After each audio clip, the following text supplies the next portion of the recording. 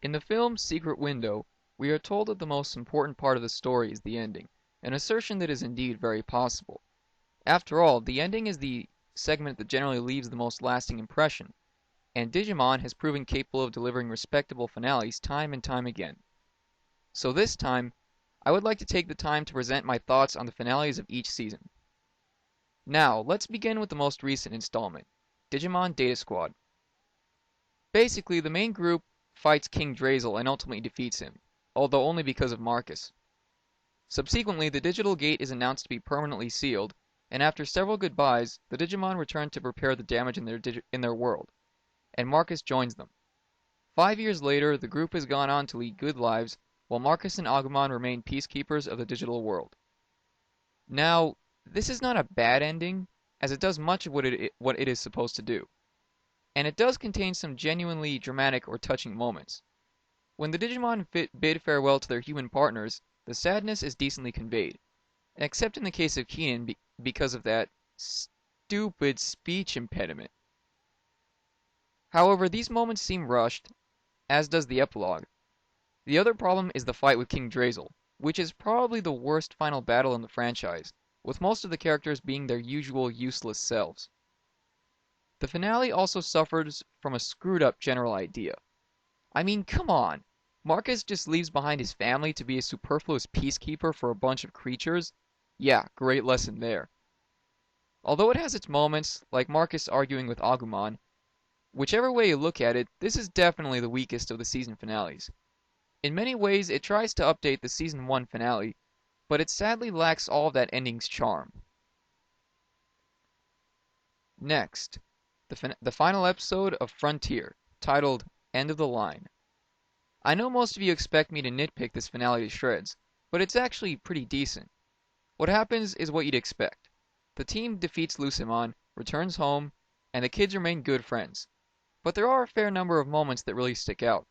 The most memorable probably being the group finding Koichi at the hospital, which is something I have to thank username dpstq for pointing out in his top 10 moments for Frontier. Also, in light of his commentary on Season 2, I'd also like to take this time to thank dpstq for demonstrating that Frontier does have more redeeming qualities than I originally thought. And after listening to his ideas, I must admit that my original verdict on the character Koichi is no longer accurate. He's a pretty decent character. Anyway, the epilogue is, again, kind of rushed and corny, but it really demonstrates how these characters have grown through this experience, which is an effective cap on the story. The still shots and voiceovers aren't really as strong as actual sequences, but they nonetheless do their job, and I think it's pretty funny that this is the only season that ends with the subtitle, The End. In terms of action, the final battle has a good length, and you can really tell the production team didn't really spare expenses with the animation, a problem that some other season finales suffer. But it is strangely anticlimactic because Lucemon is so pathetic. Anyone who's been keeping track of my videos will know that I don't like this villain. But really, I don't think anyone can fathom how much I flat out hate Lucemon. I just take one look at this thing and my blood starts boiling. This is the worst Digimon villain of all time. Yes, even worse than Kumpiramon. Anyway, what really sealed this for me are the reflection moments, which this finale unfortunately lacks because there are no Digimon partners. The team members do converse with their own Digimon forms, but the dialogue here is really bad and the way the kids return to their world is very disappointing. And of course, there is Bokomon acting like a spaz. Nevertheless, despite its faults, I must say I do enjoy this finale more than I did years ago, which is at least one good thing that Frontier has going for it. If there is one thing that Tamers is known for, it's the over-the-top dramatic moments, which are properly downplayed in its finale, most appropriately titled Such Sweet Sorrow. In fact, all the season finales have good titles, but we'll get to those shortly. In terms of plot, it's pretty good, and the final battle with the D-Reaper is nice and thrilling, with enough twists to satisfy. Again, though, a big problem is that only 2 of the group members are actually useful here, but it can be overlooked because of the mere climactic element of it all. After the fight, we are treated to probably the most rushed farewell in the franchise, but I must say that it actually works here. Although we don't have those reflective moments, one can still tell that there is genuine emotion conveyed, since the heroes are forcibly and unexpectedly separated from their Digimon. It's a scene that only gets sadder the older you get. As for the resolution, we hear Takato explain that over the following months, life pretty much returned to normal. I personally love this sequence because it serves as a fine testament to how strong those subtle moments can really be. By the character's tone alone, you can really tell that the separation from his friend left a void in his life, which is what we expect. It's a bit disappointing that the other characters didn't have moments like this, but then again, I don't think any of them were capable of it anyway. Overall, this is probably the last finale in the franchise that does everything it's supposed to. It exhilarates, saddens the audience, and ends on a positive note, closing the series with a satisfying viewing experience. A Million Points of Light, the final episode of Digimon 02.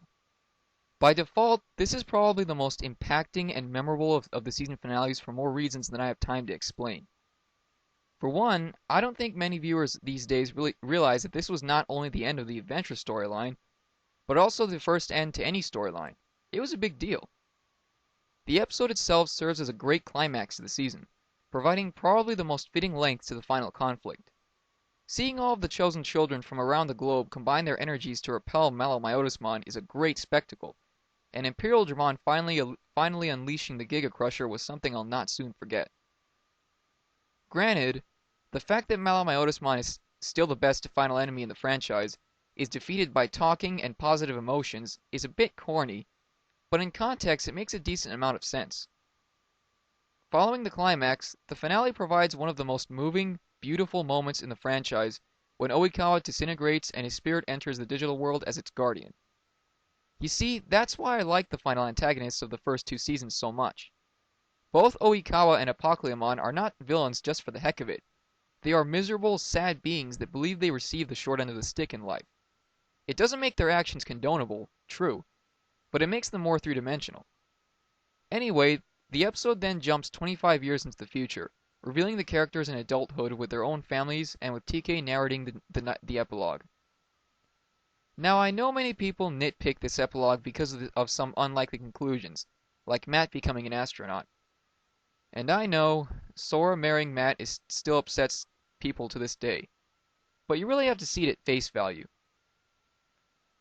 I do think that making this episode a 1-hour special would have enabled for those memorable reflective moments, and seeing them come from the characters as adults would have been a novelty for the series. We could probably blame the Tamer's writing staff for denying us that. Nonetheless, it's still satisfying just getting a good idea of what became of everyone in the group. dpstq mentioned in his commentary on Season 2 that seeing the original characters in the first episodes was like seeing old friends that you grew up with, and I most certainly agree. I also think that culminates in this finale because although I can't speak for everyone that saw this episode when it first aired, to me it was like bidding